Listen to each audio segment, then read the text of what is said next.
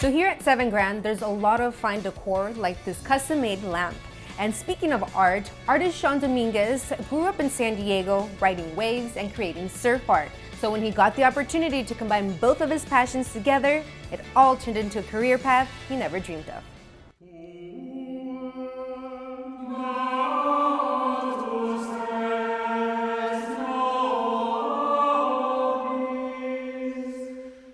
The last painting took me about a week.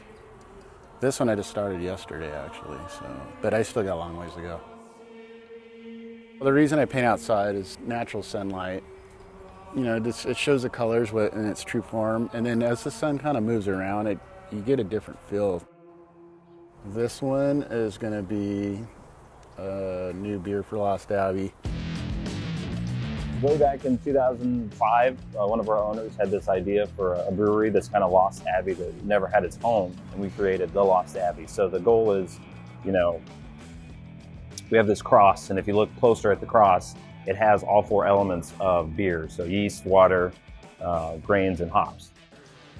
The Lost Abbey in general is a premium brand, so we wanted to make sure that the art that was being conveyed was premium as well, and that's why we use Sean for all the art on the Lost Abbey, because he's a great artist.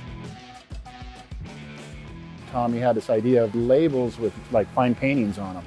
So he wanted the beers to really have an elegant feel to it, classy, kind of give it a little more style to it. Took off from there. Each beer had a story behind it. We tried to tell the story of that beer, the front being very, very art focused. There's definitely a theme in every one, so we're trying to capture that theme like a story. One thing though is about Lost Abbey is all the paintings are basically kind of start off more biblical based, kind of like Old Theme Testament and stuff.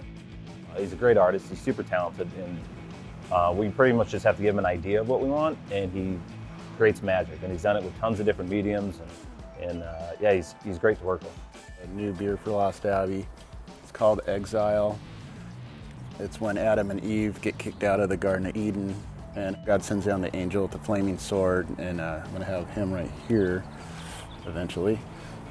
And then Adam and Eve walking into the dark, and this would be basically light green and everything, and this is like God kind of taking everything away as they're leaving.